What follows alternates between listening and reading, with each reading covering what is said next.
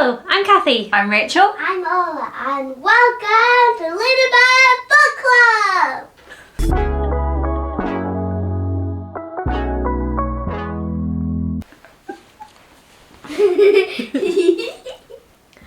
Okay, hello! So today we have another fan versus first time reader video, and the book in question is At Last.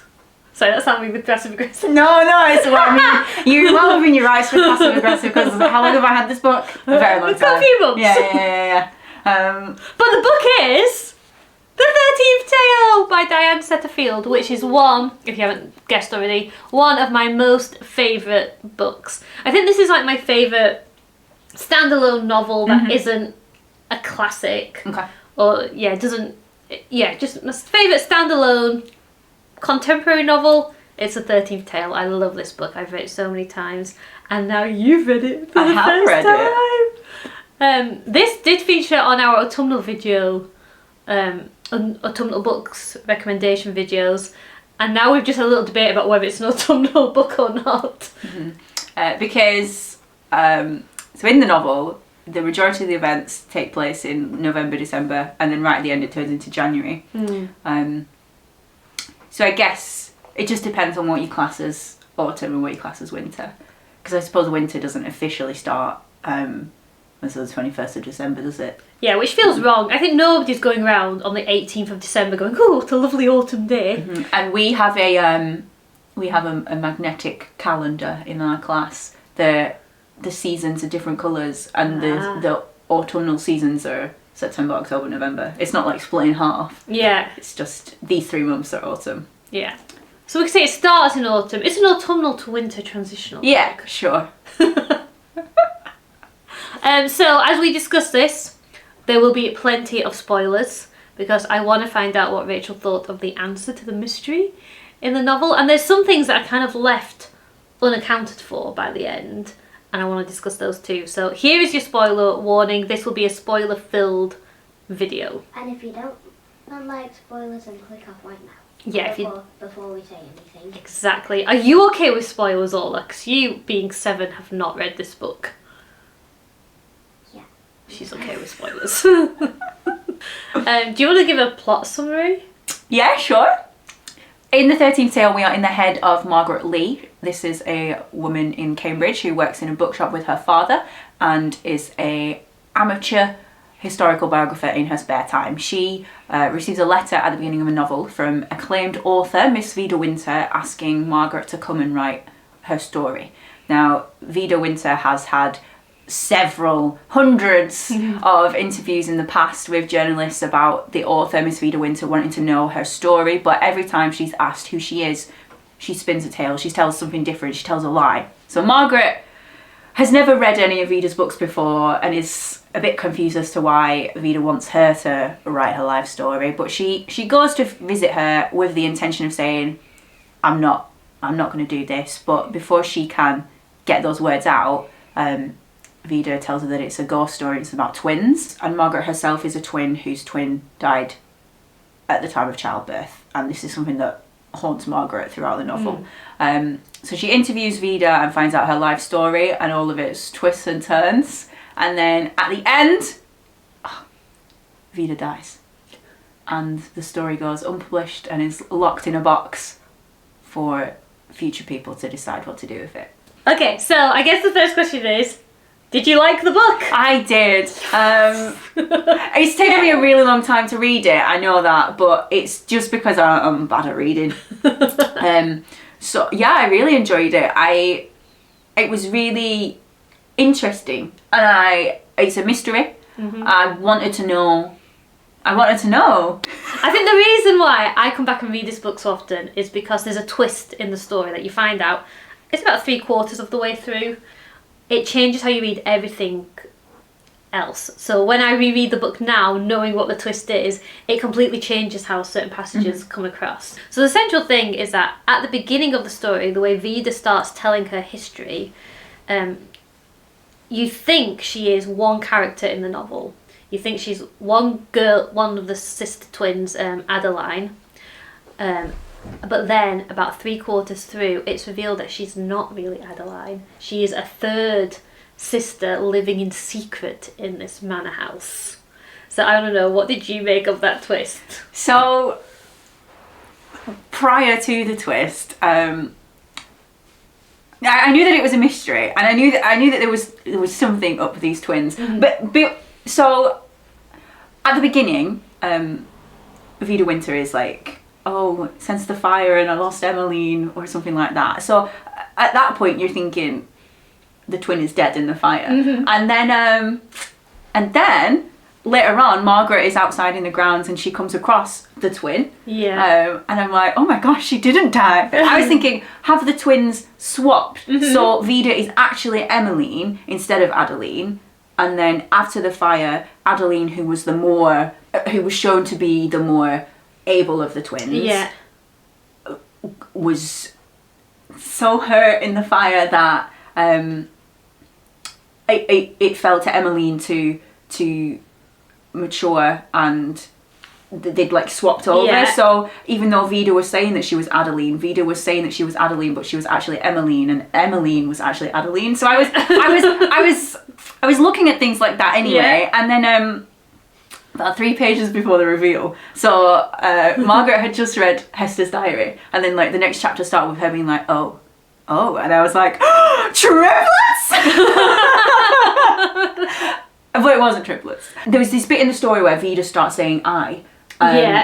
And because I think part of what's good about this novel is there's different narrators and they each have a specific voice, which I think is really good. Yeah. After Vida had started referring in the story to I instead of Emmeline and Adeline. Yeah, because she tells like the first part in third person. Margaret is like, ooh, did she notice that I noticed that she started saying I? And I was like, oh, I noticed that too. What does it mean? What does it mean? So yeah, I wasn't expecting the full twist, but I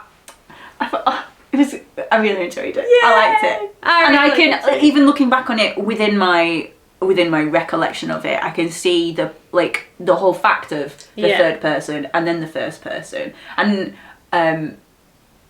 so after the first person, that was when I was starting like, have they swapped over? And then when John dies, I was like, who has done that? I was so confused, and like, has there been a mental break and they just like, there's no memory there, or I really liked it. I really liked it. There was I think it was a BBC adaptation of it, which I don't... Really? Yeah, I don't want to mention it to you in case you don't know what there is. And Olivia Colman plays Vida Winter. And Sophie Turner plays one of the twins. And when I watched the DVD, the film of it, or the TV miniseries of it, I was like, oh, I don't think the twist works as well in film as it does. I think they did it as well as they could do. But in the book form, because of the form of it, because you can hide stuff in the narration and you can twist memories around and you're not seeing everything. I think the twist works really, really well. I really enjoy it. Books about books. Books about books. Does So that make any sense? yeah, well. So another reason why I like this book as well is that I think it particularly appeals to bookish people. So Margaret is very bookish. She just wants to read all day. There's lots of references to like Jane Eyre in particular. And obviously it's about a writer and a reader, and a library is like a key feature of it. So did you get that appeal too, of it being like a book about books? I know you'd mentioned that in explaining it to me, but I haven't read I haven't read Jane Eyre, so I think maybe some of the references and some of the foreshadowing probably went over my head. And if I'd read Jane Eyre, maybe I would have been even more like examining things. But I don't know. I know that you said that, and to some extent I can see it, but I feel like, I don't know. I know it's and other people on the internet are like, oh yeah, this is a book for people, about people who love books, for people who love books. But I just not at that level for you. No, that's it. So that's a good thing though, because that means it appeals to people who aren't. Who don't identify as book lovers, they'll still enjoy this book. Well, no, but I do identify as a book lover. It just seemed to me I know that Margaret does like books and she reads books through the novel, and there's this one bit where she has a bit of a mental break and the doctor prescribes her reading 10 pages of Sherlock Holmes a day. But it it struck me as more of like an embellishment rather than Yeah. the meat of it. Yeah. If that makes sense. Yeah, I think you're right. I think there's like book Easter eggs there, but if you didn't catch them all, it doesn't really change your enjoyment of the book. I think that there's still a really good central, disturbing story in the middle of it. How do you normally get on with like Gothic books? Because I think this is quite a Gothic, atmospheric, tense. I don't know how to answer that question. Okay. I don't know. Did you like the atmosphere of the book? Yeah. To me though, a book is a book, you know? And I suppose I do have a preference for fantasy, but it's not... A book is a book. If I like the vibe, but I can't explain the vibes that I like in a book. I just like a book if I like a book, which isn't very helpful for you, but... You know what you remind me of? There's a quote, I don't know if I've said this before, there's a quote that one of my creative writing tutors used to use a lot.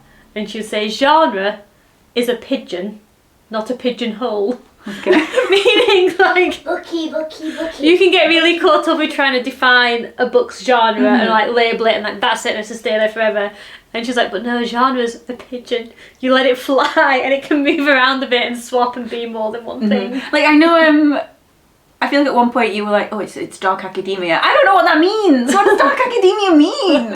Oh, so like is dark academia a little bit. So dark academia is like a story that's got a lot of learning and studying in with kind of like some old school Oxfordy vibes, like old books, ink and pen, old houses, tweed, but also murder and death and sinister stuff going on. So that's dark academia. There's also light academia, which is like the same thing but a bit more hopeful. It's more like poetry and romance and springtime and wicker baskets and picnics. Okay.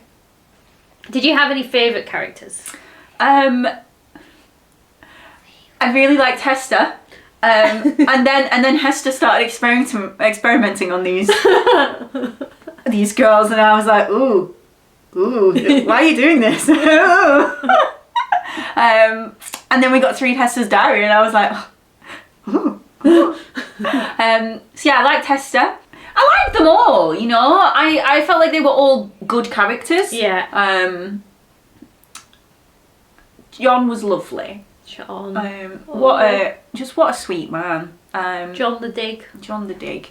And I felt so sad for Aurelius. Yeah. Like what a unwilling victim of this family tragedy. Yeah. Yeah, I think there's a lot of characters that pull on your heartstrings. Like when you examine them one by one, and like even the characters like Hester, you're like, yeah, I would say you're like, oh, she's so cool. She's coming in, she's standing up for herself. Like she's ambitious. Oh no, the ambitions now causing harm to other people. But she also felt like very true. I think they all kind of there's good points and bad points in them all, and all their toxicness kind of comes together in horrible ways, which is really satisfying as a reader of dark stories. Do you have any least favourite characters? I think you're set up to not like Charlie. He's just not a very nice man. But then again, him and Isabella are a product of their upbringing. Yeah, kind of, aren't they? But again, I know I've just said that Hester was my favourite, but also then she did start experimenting on the twins. Children of unfortunate circumstance, and I thought, ooh, that's not very good. And the doctor, like, the doctor's just, he's like a smug.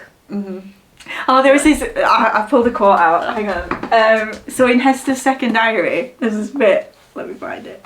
Any governess, after the few hours I have had in this house, would have a full and clear picture of the task awaiting her, but he is a man, hence cannot see how tiresome it is to have explained at length what one has already fully understood. And I was like, you wrote this sentence explaining mansplaining before mansplaining was a word. Amazing. Yeah. Yeah. I just thought it was funny. I like that line too. I don't know, like, what one more big question is, which twin do you think Vida is looking after at the end? Because one twin definitely does die in the fire. One twin survives, but kind of has lost all of her progress with speech and connecting, and is also quite badly scarred and disfigured by the fire. I I honestly, I don't know. I couldn't even begin to guess. I mean, maybe if I read it again, I could like pick out some bits to think about it and stuff. But on a first read, I couldn't even guess because they're so intrinsically linked to one another. And the first read, like you've got that bias of it's the third person story that turns into a first person story, so it's all muddied anyway. Yeah. And I think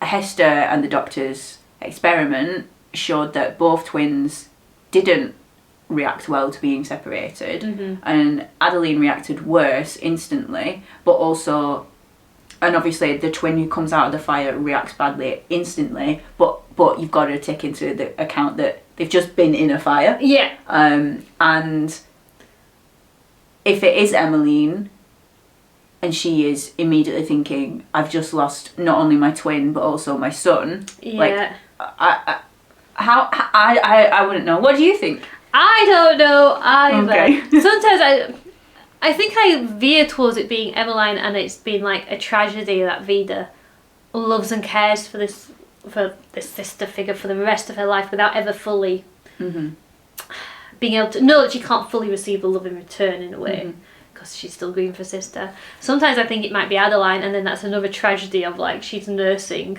this woman who killed people who she loved. But does that make her... does that mean she can't receive love? Do you know what I mean? Yeah. Like, there's this bit in it where Vida says to Margaret, you've got a gun in your hand and someone's burning books in front of you. You would definitely shoot the person, wouldn't you? And I'm like, no, no. At the back of this, there's some book discussion questions for reading groups and stuff, and one of them is, what book would you shoot a person over? And I'm like, there is none of them. No, I wouldn't shoot a person to save a book. All I was looking at was like, yeah, would you shoot somebody to save a book? No. Yeah. You're raising your child right. Thank you. The bar of parenting. But yeah, I think whichever twin it is, it's a tragedy. Yeah. It's either it is Emmeline and Vida. Well, who do you think Vida thinks it is?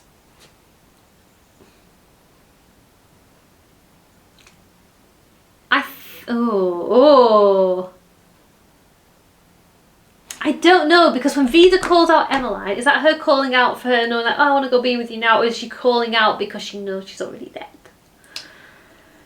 Or is she already dead when she does the calling out? I can't remember, because of the older twin dies, doesn't she, in the course of the novel? Yeah, so there's a when they're at the beginning, when Vida's trying to convince Margaret to write her story, she talks about a fire in the library, and then she goes, Emmeline. So at that point, you think that Emmeline has already died in the fire, but is she, so maybe that leans towards Vida thinks she's looking after Adeline, which... I think she's thinking that she's looking after Adeline, and I think whichever way it is, it's tragic, because if it is Emmeline, then Vida has spent her whole life looking after this sister, thinking that it is not the sister that she wants, but it is the sister that she wants. And how aware of things is Emmeline? Yeah. And if it is Adeline, then... Yeah, I think that kind of goes well, like how these three, like the twins and Vida, they can't be separated, and their identity is all wrapped up in one another. But what if she takes care of both? Well, if she looked after both, that would be cool, but one of them had already died in the story. Yeah. And there was a little baby that got looked after by a stranger. And at least the baby's looked after by somebody really lovely. Yeah. There's that one ray of hope. Was her name actually Love? Mrs. Love? Or do you think that was given to her by Aurelius when she passed? Oh, I didn't think of that. I don't know, that's a question I've never thought of before, Mrs. Love. Okay, or do you think Diane Setterfield just called her that because she was the... Maybe it's just a step into the cosy thing. Some of Diane Setterfield's other work sometimes veers. She can veer into the cosy when she wants to. Would you read any more of Diane Setterfield now you've read this? 100%, yeah. Because I have all her other novels. Ooh, very nice. All of them. Yeah, well I think, I'm saying all. I think she's done 3 and I have 3. Okay. If she's done more than that, then I don't have them all. Okay.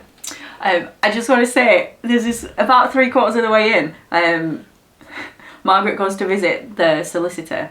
I think it's a solicitor anyway. She goes to visit someone and they're like, have you found out about the 13th Tale yet? And Margaret's like, no. And I'm like, oh, I forgot that was a big plot hook at the beginning. Yeah, oh yeah, so a big plot hook is that Vida once released a book called 13 Tales, and then there was only 12 stories in the collection. And nobody ever knows what was the 13th tale that was missing, and she would never say. But then it is revealed in the book what the 13th tale is. Yeah, she leaves it. So at the end of the book, both of the remaining sisters die, and Vida leaves Margaret an envelope with the 13th tale in, and it's basically her story. Yeah, it's like her earliest memory. Yeah. Yeah. But is it a memory or is it a fabrication? Is the question that Margaret wonders. Yeah. Which again plays a lot with like memory and truth and lies and making fairy tales and stories to protect yourself. It all connects together. I didn't. The only bit that I didn't like was the very end where Diane Setterfield tries to she gives a resolution to a lot of like plot hooks and things. Actually, I take that back. I liked learning about Hester, but then hang on, let me have a look. Whose plotline was it? I think it was the twin bit with Margaret at the end. Oh yeah. I didn't like that bit. I thought it was. I don't know. I thought it was. She has like a ghostly moment, doesn't she, with it? Yeah, and I think this is a ghost story without actually having any ghosts in it. And I think I just felt it would have been better to leave that hanging in the balance. If that makes sense. I don't know. Yeah, it's a tricky thing, as if Margaret experiencing Vida's story has now come to terms with the fact that she can't keep living as this person whose identity is so wrapped up into losing her twin sister.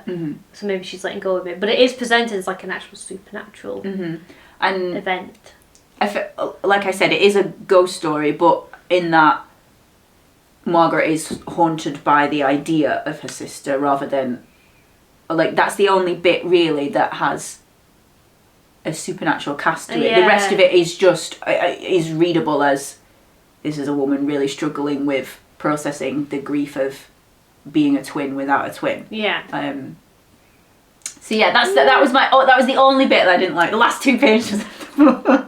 And you know what? I think I share that niggle. I think I accept it, but it doesn't flow as well for me as the rest of the story. I feel like when I'm reading that bit, I'm suddenly aware of somebody wrote this story. And when I read the rest of it, I think it's all true and it's really happening. Yeah. That's the sign of a good book for me. If I forget that somebody's written it, I'm really enjoying it. And the moment I can see like a writer's fingerprints on what's going on, I'm like, oh. But yeah, I didn't mind the first edition where it wrapped up the house and Hester and Margaret herself. But yeah, just the sister bit. Yeah. Didn't like it. Ooh, and also, I don't know, maybe because I've read Jane Eyre and stuff like that, I always love like a good old manor house in a story, and I really like Angel Field in this story. Were you particularly attached to the house or anything like that? I don't think I was attached to it. I enjoyed being there, and I enjoyed that we saw it in both, well, not its full glory because it was very dilapidated while the family were living there, but as a ruin and as the house that existed with the family. Like that we jumped, like it wasn't just we saw all the story and then we saw the ruin. It was jumping back between. I like that. When Vida's recounting the night of the fire, so she starts off in the same way that she had, speaking in the past tense, and then there's a bit where it's muddled between the past and the present when she's delivering it, and then it is all just completely present. And I just thought it was a really nice way of showing how affected she is by this event, and obviously because it's a massive trauma in her life. But I thought it was a really clever way of doing it. I don't think I'd ever picked up on that before. Am I? You better than Cathy? Undoubtedly. Okay, so I think we've said everything we can say about the 13th Tale right now. I hope you enjoyed this video. Oh, I should have asked, Would you recommend this book to other readers? 100%. It was really good. I was really interested in the plot and the mystery and the characters. Yeah, it was nice. Yay! Nice. Well, Good. not nice, but Tragic and heart-wrenching and wonderful. you know me, I love a tragedy. And clearly I must do too, a little bit, in Gothic doses. Yeah, so that's all from us today. Hope you've enjoyed this video. Please do like and subscribe. We release new videos every Friday. If you hear a clinking noise, that's Ola running a slinky along the tripod of the camera. She's been very quiet this video, so you get a little bit of background noise right now at the end. Do da da di do do do da da di do do do da da di do do da da. Bye-bye. Thank you so much for watching. Bye! Bye-bye.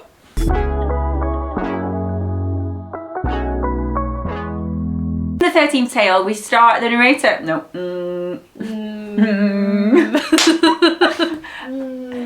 You like your fridge. Fridge. Very cold on the inside.